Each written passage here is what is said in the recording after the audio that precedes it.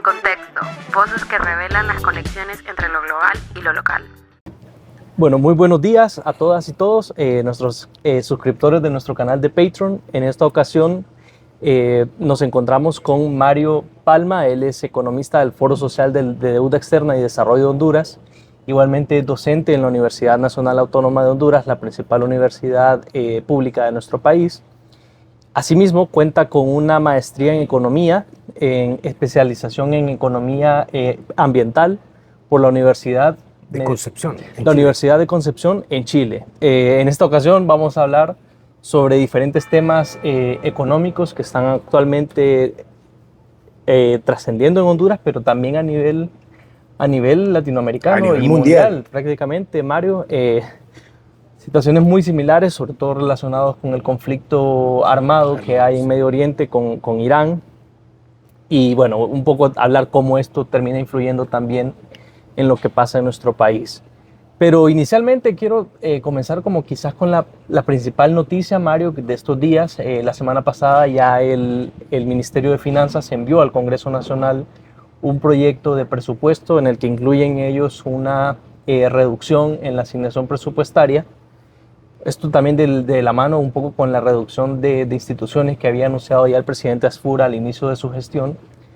Y llamaba la atención algo que decía el ministro de Finanzas, Emilio Hércules. Él manifestaba que hay la reducción en el presupuesto busca una disminución en el déficit fiscal, entiendo.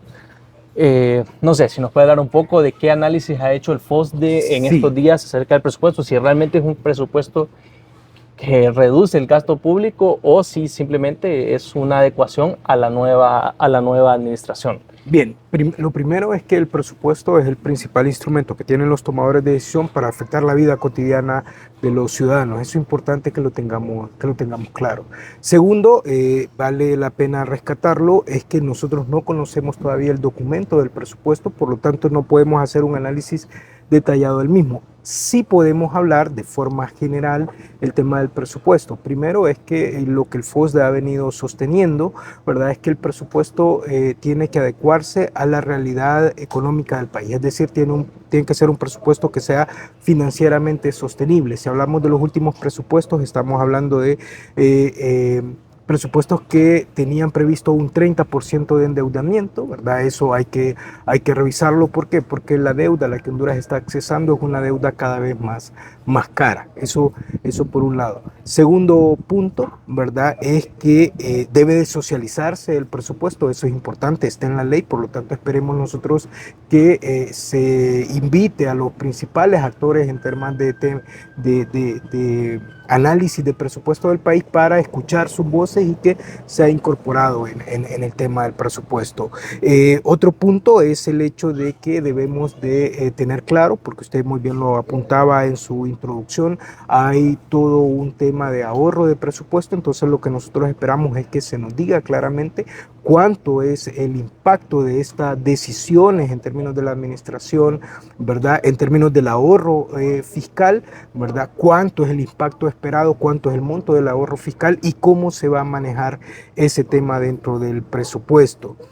También es importante identificar cuáles son los problemas que ha tenido el presupuesto en términos de su ejecución, especialmente en términos de la inversión pública productiva, ejecución de inversión pública productiva, que es tan importante para la dinámica económica del país. Es decir, tenemos que atender esos cuellos de botella, ¿verdad? Para que realmente tengamos una ejecución mucho más ágil y realmente podamos mejorar la competitividad del país, que eso es tan importante en un contexto de un desafío a nivel internacional de la economía. Y finalmente, ¿verdad? El tema de que dejemos claro en el presupuesto cuáles son los instrumentos que nos van a ayudar a enfrentar uno de los problemas históricos que tenemos en Honduras cuando hablamos de el uso de los recursos públicos, que tiene que ver con la transparencia y el combate a la corrupción, que es tan importante cuando analizamos, por ejemplo, la eficiencia en el uso de los bienes, de los recursos públicos. Y Mario, me llama la atención porque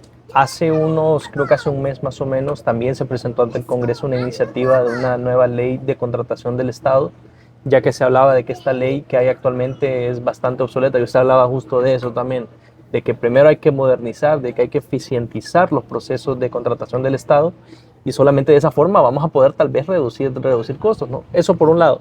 Y por lo otro, quería preguntarle eso, y una segunda repregunta es en cuanto al, usted mencionaba el tema de cuánto no debe estar endeudado el presupuesto, o qué parte del presupuesto no debe financiarse con deuda, mejor dicho. Entonces, actualmente no sé si nos puede hablar cuánto porcentaje es de ingreso tributario o de otro tipo de ingreso que lo pueda generar el Estado, y cuánto actualmente es financiado con deuda. Sí, primero en cuanto a las leyes, a los instrumentos. Por ejemplo, la ley de contratación del Estado es un elemento importante cuando analizamos el tema de ejecución, en términos de eficiencia de ejecución, pero también transparencia en el uso de los recursos. El FOSDE ya lo ha venido sosteniendo, ¿verdad? Este es un instrumento que necesitaba revisarse. Desde hace algunos años estábamos hablando de revisión de la ley de contratación del Estado. Finalmente no se contó con el instrumento, y eso obviamente que ha tenido un impacto en términos de la eficiencia en la ejecución de los bienes, de los recursos públicos. Okay. En términos de la segunda interrogante, que es sobre ¿Qué porcentaje de la es deuda, financiado con correcto. deuda y cuánto es El financiado tema de con deuda, ingresos ese es un propios? tema importante en el país. Por ejemplo, yo le decía que de acuerdo a los estudios que hemos hecho en FOSDE, los últimos ejercicios de presupuesto tenían un 30% de endeudamiento, un 19% con deuda externa y un 10% con deuda, y un 10-11% con deuda interna, 30% en términos generales. Si nosotros revisamos el tema de ejecución, nos damos cuenta que la línea de presupuesto que más movimiento observa es el pago de servicio de deuda, y eso es importante, hay que decirlo. La administración anterior hizo un enorme sacrificio en términos de, y todos los hondureños que pagamos impuestos obviamente, Claro. en términos de pago de servicio de deuda. Aproximadamente el 25% de los recursos de la administración central se destinaron a pago de servicio de deuda, es decir, Honduras destinó más a pagar servicio de deuda en los últimos ejercicios de presupuesto que lo que destina a salud y educación. No obstante eso, si uno revisa los datos de deuda, por lo menos el último que tengo memoria es el informe de deuda de septiembre del año pasado de la Secretaría de Finanzas, tenemos un aumento en términos de la deuda interna y la deuda externa, sin hablar de otro tema que es la deuda flotante, que es un tema bastante interesante en términos de análisis de finanzas públicas. Entonces, a pesar de que Honduras está haciendo un gran sacrificio en pagar servicio de deuda, la deuda sigue aumentando en el país. Entonces eso le llama mucho. Como le digo, mientras usted tiene ejercicios de presupuesto que tienen previsto un 30% de financiamiento del presupuesto con deuda, entonces eso lo vuelve un desafío. Claro. Especialmente por el tema de transparencia en el uso de esos recursos, eficiencia en el uso de esos recursos, asimismo, obviamente, el tema de los costos que tienen estos recursos, que son tan relevantes para un país que tiene unas finanzas públicas que necesitan transparencia y eficiencia en su manejo. De acuerdo. Bueno, cerrar un poco este segmento del presupuesto público, yo quisiera pasar también, Mario, a un problema que ahorita está afectando a las personas. Se percibe que hay mucha disminución, por ejemplo, en el consumo. La actividad económica ha reducido, por lo que yo he podido platicar con personas de restaurantes o de otros sectores de consumo.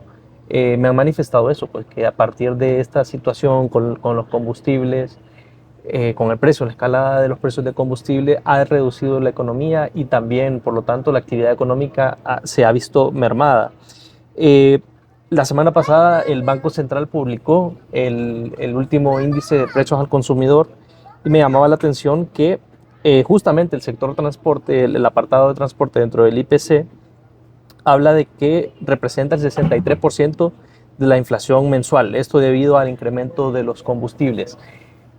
¿Cómo podemos traducir en palabras sencillas, Mario, qué tanto impacta que los combustibles suban en la economía de un país, en la economía, en las finanzas personales de una sociedad? Bien, lo primero que tenemos que decir es que el Banco Central ha dispuesto a la ciudadanía un nuevo instrumento, ¿verdad? Una actualización en términos de la medición de la inflación, y eso es sumamente importante porque en economía la toma de decisiones informada, la toma de decisiones en función de datos es importante, hay que decirlo, porque alguien puede tomar decisiones con una muy buena intención, pero en economía tenemos que ir más allá, tenemos que ir a tomar datos en función de la ciencia, Claro.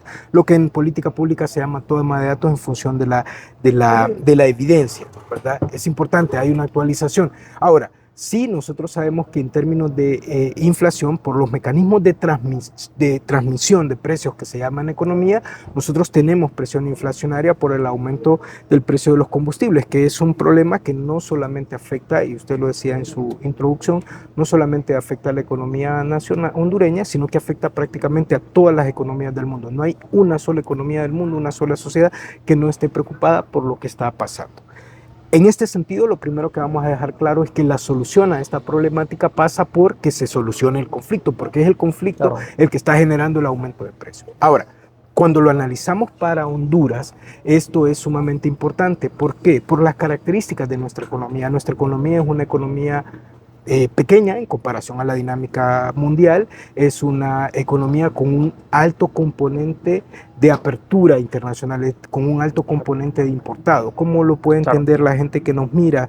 Es con que analicemos cada vez que vamos al supermercado, cada vez que vamos a comprar, cuánto de lo que compramos es importado. Yo me he hecho ese exactamente. Y entonces, cuánto de lo que se produce en el país también, sus materias primas, muchas de ellas son importadas. Por lo tanto, entonces tenemos ahí un componente que se llama inflación importada que va a ser importante.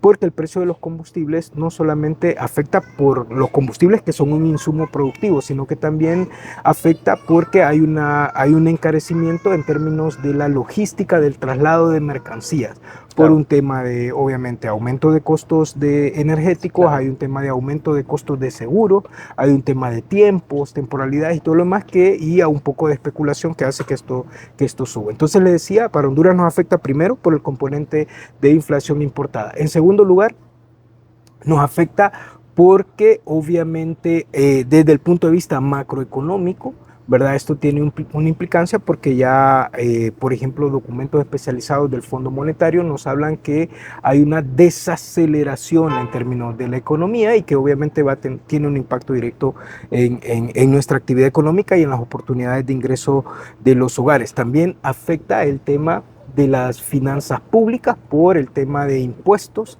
¿verdad? Por el tema de subsidios que afectan la salud de las finanzas públicas y obviamente ejercen presión sobre el tema de la actividad gubernamental. Y solo para no perderme en la idea, también nos afecta en términos de la balanza comercial, porque recordemos que Honduras en términos de carburante es un importador neto. Honduras no produce carburantes, por lo tanto, entonces cada vez vamos a necesitar más dólares para pagar nuestra factura de carburantes, ¿verdad? Y eso obviamente es importante para la política cambiaria, las reservas internacionales que tiene el país. Por eso es que cuando nosotros hablamos del tema de precios de combustibles, de subsidios a combustibles, de impuestos a los combustibles, tenemos que ser muy cuidadosos en hacer un análisis que realmente sea un análisis lo más integral posible, ¿verdad? Viendo todas las aristas que nos puede tomar. Porque vuelvo a repetir y aprovecho un poco, aunque abuse de la palabra, a veces uno en economía puede tomar decisiones que tienen la mejor intención, pero si esas decisiones no son bien analizadas, no están fundamentadas en datos, generan lo que en economía se llaman incentivos perversos y en lugar de solucionar un problema, nos van a ocasionar mayores problemas. Y Mario, yo leía el último balance energético nacional que publicó la Secretaría de Energía, lo leí hace un par de meses. Me llamó la atención que dentro de ese balance se habla de que Honduras también reexporta combustible.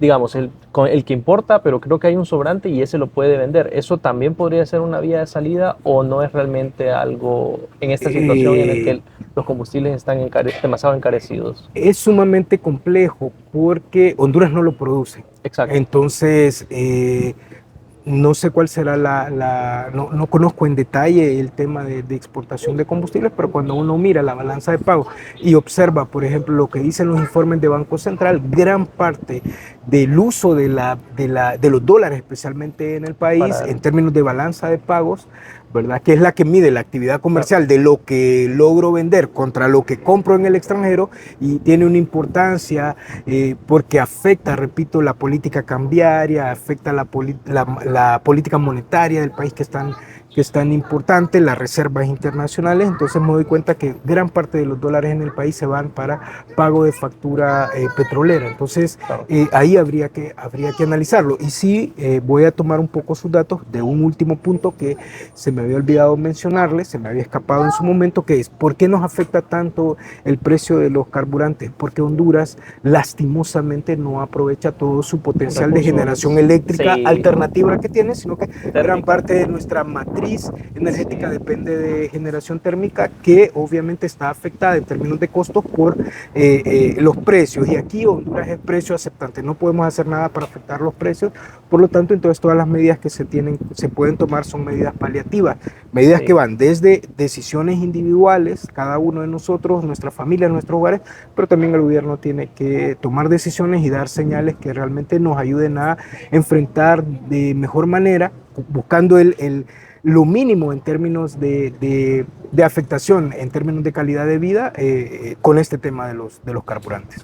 Sí, eso es muy cierto, pues, porque creo que la energía térmica, no recuerdo qué porcentaje representa, pero creo que es el mayor porcentaje dentro de la matriz energética del país. Lastimosamente, y esto es un tema de larga data, no es un tema de la última ¿Cuántas represas, verdad, que han estado? Esto es un tema que Honduras no tiene menos de medio siglo, por no decir todo lo que va de esta centuria, de estar hablando de este tema, y es un tema que no hemos podido solucionar, y eso solo deja de manifiesto lo ineficiente que hemos sido como sociedad para enfrentar esos problemas que son estructurales, así como muchos problemas estructurales, pobreza, corrupción, ¿verdad? Que violencia, seguridad, que nos siguen, acceso a agua, digamos, justicia, ¿verdad? Todos esos problemas estructurales que siguen afectando de manera negativa el nivel de vida de nuestra población. Y ya hablando, Mario, al nivel del bolsillo de cada persona, ¿cómo afecta y qué medidas se pueden tomar ante una situación como esta, en la que se encarece el combustible, se encarece por lo tanto el transporte, pero también se encarece el tema de la energía, porque el combustible es una fuente tanto para la matriz energética como para la movilización de los ciudadanos? Exactamente, ya tenemos claro entonces cómo nos afecta. ¿Por qué? Vuelvo a repetir, porque los combustibles nos ayudan a generar energía eléctrica, que es un elemento importante en la función de bienestar de los hogares. Cada vez que nos llega una factura a fin de año a nuestra casa, o lo peor que nos puede pasar es cuando se ausenta, cuando no hay servicio, entonces empezamos con problemas en nuestra casa porque los perecederos, los alimentos se nos arruinan, porque los electrodomésticos se nos arruinan, y eso implica un costo. Por lo tanto, entonces tenemos que tener decisiones a nivel individual, personal, de familia, pero también están las decisiones a nivel de empresa, porque también afecta la función de producción de las empresas. Por lo tanto, entonces aquí debe hacerse una revisión en términos de mejorar la eficiencia de las empresas para tratar de tener un impacto menor sobre los costos, y por lo tanto que haya un impacto menor sobre la dinámica de precios. Pero también el último eslabón, que es el Estado, que es quizá el más relevante. ¿Por qué? Porque tiene que tomar decisiones, dar directrices, dar señales al respecto de cómo enfrentar esta crisis. Y me voy primero entonces a los hogares, y lo que decíamos es: las decisiones que vamos a tomar en nuestros hogares pasan por hacer un uso eficiente de los recursos energéticos. En términos de lo que le decía, ¿quién apaga las luces en la casa? Apaga las luces el que paga la factura. Claro. ¿Verdad? Aunque mis amigos dicen, bueno, ya se nota que vas aumentando en edad porque ya caminas, ya empezás a pagar luces. Eso es una señal, dicen algunos, pero realmente las apaga el que paga la factura, porque sabe que a fin de mes cada vez le va a requerir una mayor disponibilidad de sus ingresos para pagar esa factura. Por lo tanto, entonces ahí tenemos el hecho de lograr en nuestros hogares, por ejemplo, el uso de aires acondicionados, en los hogares, pero también el uso de aires acondicionados en nuestro vehículo. ¿A qué horas nos vamos a movilizar? ¿Verdad? Buscar las mejores rutas alternativas. Mire, todas esas decisiones las personas ya las están tomando.